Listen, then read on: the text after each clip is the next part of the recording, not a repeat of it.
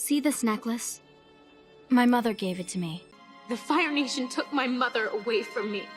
That parent wound defines Katara's story, and while some people have chosen to turn it into a meme, where they say, oh, she can't shut up about it, she always brings this up, the real ones know that this is not a wound that's easy to brush off. It actually makes a lot of sense. This is the story about a girl who's trying to hold her whole world together. She's literally helping a 12-year-old who happens to be the Avatar in the time of the biggest war in history, and she's doing it with no adult figures around her, no people who were supposed to protect her are around. Her mom dies in an effort to hide the identity of Katara. Katara, in her childlike logic, is only going to interpret this as, my mother died because of me. I now hold all of her legacy with me. I carry that with me at all times. Her father then immediately joins the war effort, which is the right thing to do, but I mean, it's still gonna feel like abandonment when you're just a kid and you just lost your mom. So you think about it, she's internalized that people are always going to leave. She cannot count on adults being around her. So she then takes all that responsibility and throws it upon herself and passes it off as if it's nothing. Her whole identity is now about being strong, but that strength is coming from a place of fear and not from a place of freedom and just stepping into strength. This is where Katara, the mother, is being born. Even though she acts like this is nothing, we can see from the very beginning that there is some untapped anger. She has a very quick temper. Let's talk about that first moment we see her. She has this indignant rage with her brother because her brother is kind of an asshole and rightly so, she gets mad at him. It makes sense, but her anger is so bottled up, like all those emotions, she's constantly holding them down subconsciously that when she snaps, it gets big. That's why she cracks that huge iceberg. Can I just say, I don't know if the writers meant for this to be a thing or not, but have you ever heard of the idea that an iceberg represents the mind? And the tip of the iceberg is what we see, which is the ego, versus the entire rest of the iceberg, which is usually double, triple, quadruple times the size. We cannot tell how big an iceberg is from the surface. It's usually much bigger. All that's underneath is the subconscious mind. So think about Katara's anger and how it cracks through this iceberg that she thinks is small, then turns out it's the biggest iceberg ever and is connected to this huge ball of ice that's been holding the Avatar for 100 years. Like, how angry do you have to be able to do that? Katara is goated from the beginning. She has that raw strength inside of her and it comes out through her anger. So when she cracks this iceberg, she discovers Aang, the last airbender, and even before she realizes this, she's already smiling. This is something new in her world. This is a chance at something. She just can't quite put her finger on it. And when she does find out that this is the last airbender, this is the Avatar, this is the person who's meant to save the world, so many things click for her. First being that she has access to the bender and she can now become a learner again. This is somebody who's taken on the responsibility of taking care of her whole village along with her grand for the last couple years. This is her chance to finally be a student again. This is also her ticket to get away. Anybody who's grown up too fast will understand that we need to leave home. That environment is not where we're gonna grow because that environment is what taught us that we always have to sacrifice to be responsible for others. This is the first time that she's like, I can actually get out of here. And she's like, I can uphold the legacy of my mom and my dad because I'm helping to save the world and get rid of this war. So it all clicks into place for her. This is her way out into the world. It's the start of her adventure. Leaving home equals freedom. But we quickly start to see that those motherly tendencies follow her once she leaves the Southern Water Tribe. When she's fed up with people, we see that she holds everyone up to impossibly high standards. She's constantly bottling up those tiny frustrations that she has with people. Most of the time, she'll lash out at Sokka. This is the person that most reminds her of everything, okay? Her dad, of her mom, of being home. It's so easy to lash out at him and she knows that he's gonna take it. So all their sibling fights, that's no biggie. But it also happens with Aang, with Toph, so clearly it's a recurring tendency and it's something that she doesn't quite address because she's just a kid and they have to keep traveling, but it's definitely something that's there. It sometimes comes in handy. I can think of season 2, episode 14, The Desert, where everyone else is incapacitated. Aang is absolutely crashing out because Appa is gone. Toph cannot see in the desert because the ground ground is not solid enough. Like she can't use her feet to see, and Sokka has decided to get high. So Katara's left in that responsible position again, but this time it's survival. It's not just something that she can bicker with them about. This is like, if I don't put my head in the game and get this team out of here, we are all going to die in this desert. So this really shines a light on when she has a goal in mind, those motherly tendencies will carry the group together. She is the glue. She keeps them going. Without her, let's be honest, these bitches would have starved. I'm sorry. They would not have lasted 3 days without Katara. Even in a city, they could not have lasted. Anyways, obviously, this is not something sustainable that she can keep up with forever. We see this season 3, episode 7. The 3 goofballs are running around lying, scamming, gambling, and she's kind of like, we have a mission. We're supposed to be laying low. I am sorry to be the one to down on your funds, but you gotta stop. And everyone else is like, you're ruining our vibe. How dare you? Like, you're not my mom. Well, she kind of is though.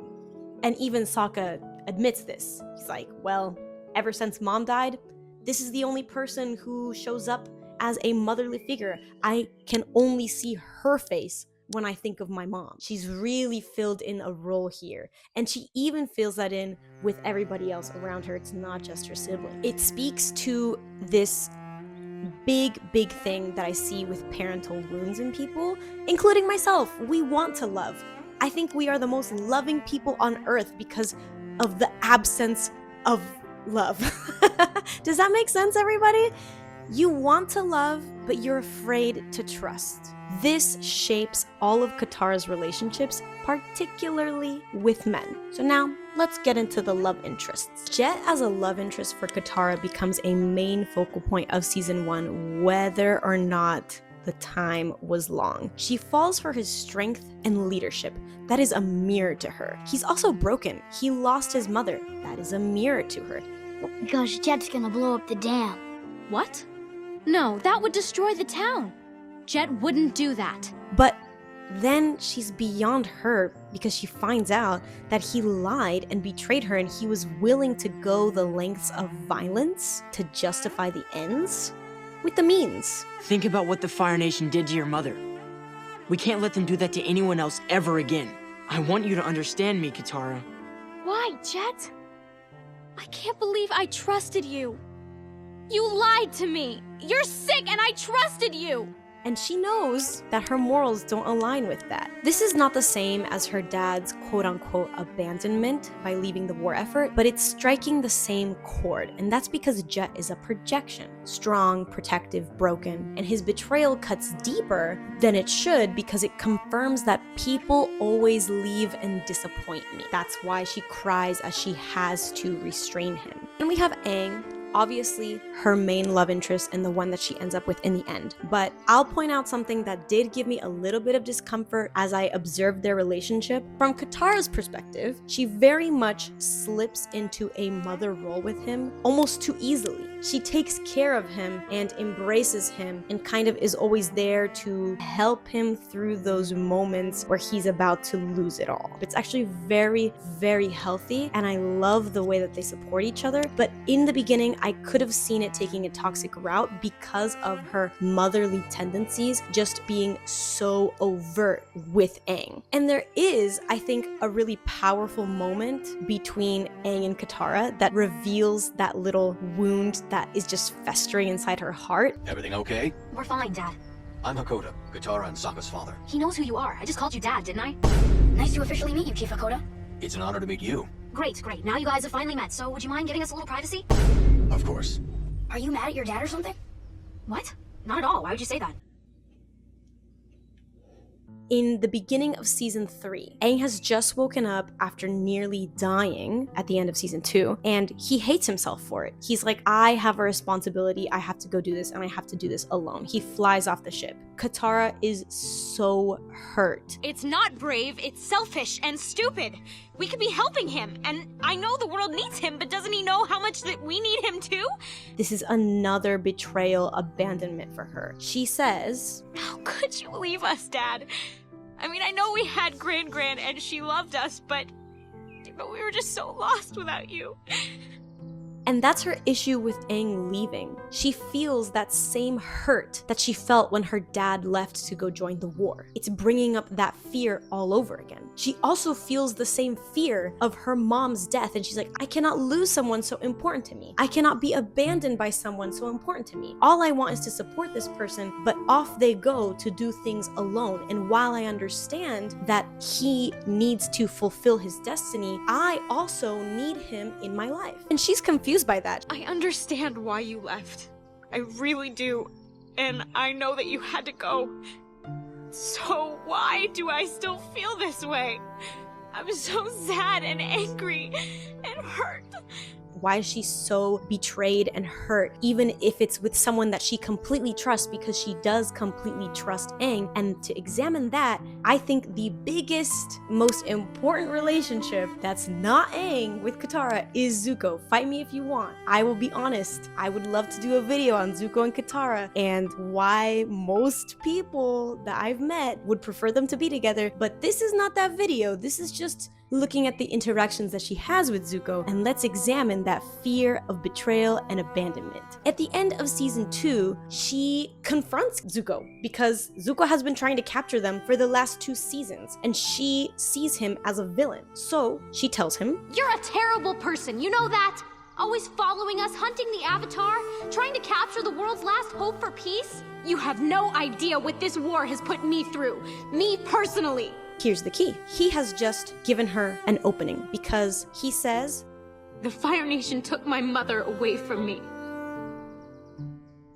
I'm sorry. That's something we have in common. He becomes another projection, another mirror to her. Now she turns around, and in a scene that we do not get to see, most likely what happened is that they shared each other's stories. This is a bonding moment for her. Yes, her talking about her mother and the necklace is a way that she bonds with people. This is her identity. She is sharing something intimate about herself. So for her, she is now letting Zuko in. And she even considers healing him of his scar using that sacred water from the Northern Water Tribe. However, her biggest fears are affirmed the moment that Zuko goes to Azula's side and betrays the gang. That's right. This is a huge moment for her, which I think in the next episode, season 3, episode 1, when she's like, why do I still feel this way? Honey, this is why you feel this way. And that kind of follows her and her relationship with Zuko, even after Zuko has pledged to change and joins the gang. She constantly makes quips at him and is angry with him, and all her fears are projected onto him. She's even ready to kill him. You might have everyone else here buying your transformation, but you and I both know you've struggled with doing the right thing in the past. So let me tell you something right now. You make one step backward, one slip up, give me one reason to think you might hurt Aang, and you won't have to worry about your destiny anymore, because I'll make sure your destiny ends right then and there, permanently. That is not an empty threat. She is ready to do what needs to be done, and she's not even scared or unsure of her ability to go through with it or not. In fact, she is very aware that she could kill someone. We can go back and look at season 3, episode 8, The Puppet Master. Katara discovering that bloodbending is a thing, Hama has now offered her a version of power that says no one can ever hurt you again. That is the key. Bloodbending still gives her the ick. Frankly, it should give anyone the ick. I mean, you're using somebody's blood, you're imposing your will on somebody else, and even though Hama's circumstances for getting out of the prison are somewhat understandable, she continued to use that bloodbending technique to punish those that she thought were deserving of it. That is the problem here. That is what goes against Katara's morals. She cannot fathom using bloodbending. She cannot fathom using that kind of violence. She uses water, yes, but it's not controlling them. And I really think that Katara does not want to even learn the technique because she knows if she succumbs to it once, there is a chance that she would be driven to use it again. I don't think Katara is unaware of her poor temper and how angry she can get. We've seen her do some serious damage, and we've seen her powers grow over the arc of 3 seasons, so we know just how powerful she is. And I'm saying that she knows how powerful she is too. She uses it in the end, she hates it, she cries. Why? Because becoming that kind of person is a betrayal of who she is. And yet she understands Hama. She doesn't fear the power. She fears who she might become if she ever uses it for anger, revenge, whatever that may be. My work is done. And so going back to her and Zuko, it's been about 5-6 episodes, who knows how long in the show it's been, but she's been living with Zuko and they've been traveling together, getting ready for this final confrontation with Ozai. She still cannot trust him. She's made that threat to him. He's shown up consistently for everybody else, but with her, the work is not done. She goes off on him. Everyone else seems to trust me now.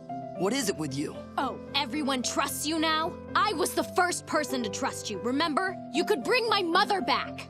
And now the truth comes out. This all ties back to her mother wound and losing her mom. And I'd just like to point out, look at the tides in this scene. The water, it's going crazy. It's very angry. It's rough. It's aggressive. The waves are crashing against the rocks. That is Katara's mood in this moment. That mother wound is still festering all these years later. She has not healed it. And at the same time, Zuko offers her something that no one else can offer. He's the only one who can take her to the place where she has buried this wound. He can take her to the source. Aang and Zuko's initial reactions to Katara confronting the man who killed her mother are entirely different and both valid. Aang doesn't believe she should go because Aang knows that she gets angry and he doesn't want her to be put in a position where she might choose violence and vengeance. Zuko thinks if she needs violence and vengeance to move on, then so be it, and I'm going to take her. It's her decision. Okay, I'm a little biased. Zuko was probably more right about her at least going to that place and having to deal with it herself, because if not, she was never going to be able to move on from that wound. She goes on her field trip with Zuko. This is by far the most serious one because she has a goal in mind. She is ready to confront this man, and while she's not saying it explicitly, she's ready to commit some crimes. She even uses bloodbending. It surprises Zuko at first, but he kind of goes with the flow because he's like, this is her call. I'm just here to see this through. Katara uses it with absolutely no regret. This is what I'm talking about. You do it once, you might do it again. And then when she finally confronts this man, those spikes, they could have cut through anything, but she stops in the final moment. She lets it go. She sees what kind of man her mother's killer is. Just pathetic and worthless. She has gone through everything. She's moved on with her life. And she sees that this man, he is stuck. So why don't you take my mother? That would be fair. He never grew as a person. He is still as disgusting as he was the moment that he killed her mom. And so her healing has come through this field trip with Zuko. As they ride back to the gang, this is the last moment that Katara mentions her mom. This is not the first time that she tells him that her mother died, but it is the first time that she gives a full retelling. She's kind of soft about it. It's a very solemn remembrance of her mom. She's still sad about it, but she's realizing that she's free of all that duty she put onto herself. She is more of herself and less of her mom. She acts more like a daughter who has lost her beloved mother and who reacts to that loss in a very personal way. So when she accepts the loss and lets go, she's shedded the identity of Katara being a mother-like figure, and she now steps into herself. She's Katara the daughter, she's Katara the warrior, the waterbender, whatever she is herself. She's let go of that old story where she had to constantly talk about her mom. She had to constantly bring up this necklace. Now she's like, yep, I lost my mom. This is what happened. And because she's broken free of her rage, she can forgive Zuko as well. We go back home and Zuko has gone to tell Aang what happened. Katara's sitting at the edge of the deck with her feet in the water. The water is calm now. There's no rage in it. There are no waves. It's just still. The only movement is her feet splashing through. She definitely feels lighter as a character. She's not performing strength. She's just embodying it. It's coming from a new place. At the same time, she's still questioning whether or not letting go of that anger signifies strength or weakness. She says, I wanted to do it. I wanted to take out all my anger at him, but I couldn't. I don't know if it's because I'm too weak to do it, or if it's because I'm strong enough not to. so this is now a fundamental question that I believe she carries on probably for some time afterward. We're not privy to that as the audience, but I can speak from my personal experience that this is a normal step when you are healing from your childhood trauma, especially if it involves some parental wounds of them not being present. I've carried wounds like this too. I mean, I've never grown up with war, but there were moments where I had to grow up way too fast and take on lots of responsibility. Even love felt like a responsibility, and strength felt like a requirement that I always just had to put on. My parents were there, but they weren't really there for me. They didn't really show up when I needed them to. And so because of that, they were kind of absent. And I took on a lot of responsibility with my siblings. I taught my sister English before she ever attended school. When my brother was born, my parents were fighting a lot, and so I took care of him. And when COVID hit, my other brother had just been born, and an unfortunate series of events happened. When lockdown hit, everything kind of collapsed in my family. Like, my mom lost her job. She was laid off. My brother, who was in elementary school at the time, couldn't really adjust to online school, and he needed a lot of help to learn. And my youngest brother, who had just been born a couple months before, he needed a lot of attention. And my mom had kind of spiraled into a depression as a result of getting laid off and being stuck at home all the time and having to help my other brother with school. So a lot of the responsibility fell on to me. My youngest brother, who was maybe 4 months at the time, I took care of him and basically raised him for that whole year, all of 2020. And I kind of stopped being a teenager. I never really got to be a kid because I was just my brother's mom. And I carried that with me, and I didn't know that that was a thing until I left home again after COVID, went back to college, and this was my start of getting into romantic relationships. And I realized that all of that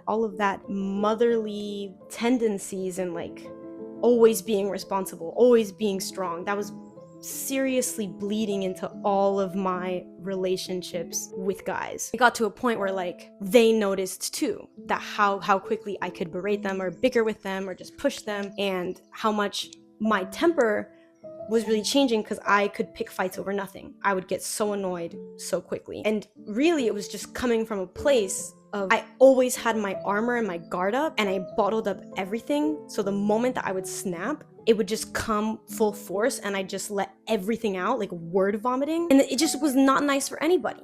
Because I also hated myself for doing that. I thought that was weakness. I was like, if I let out all my anger, that's so weak of me to do that. It's so weak of me to put my burdens onto somebody else. It's so weak of me to be this way. And that kind of just ended up defining my relationships. I didn't really know what being strong or being weak was and how to deal with everything. I really was just a kid who needed someone to tell me that being a kid is okay sometimes.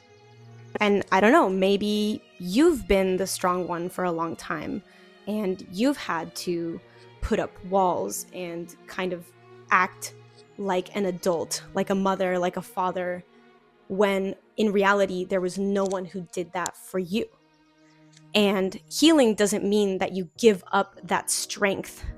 It means choosing when you use it and when you let go of things that you cannot control. So I feel like healing isn't really coming from a place of forgetting things. It's more like remembering what happened, acknowledging it, but also freeing yourself of it. And so even though Katara does not forgive the man who killed her mom in this moment, she's come around full circle. She is ready to let go of the anger. She's ready to forgive Zuko. and move on with her life, stepping into a new self. You did the right thing. Forgiveness is the first step you have to take to begin healing. But I didn't forgive him. I'll never forgive him. But I am ready to forgive you.